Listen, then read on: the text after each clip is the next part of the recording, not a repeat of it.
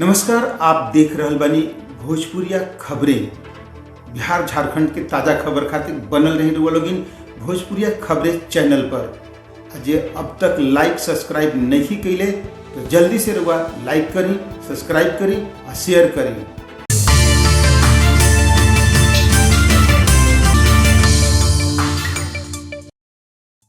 रोहतास के दावत में भइल श्रद्धांजलि सभा के आयोजन। पूर्व विधायक सहित कई गो गणमान्य लोग लिहले भाग।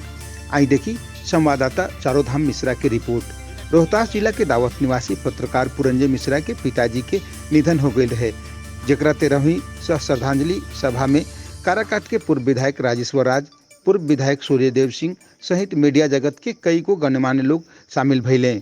जे सभे लोग मिलके पुष्प अर्पित कर सच्ची श्रद्धांजलि दिहले आ पितृ शोक में डूबल पत्रकार के साहस दिहले।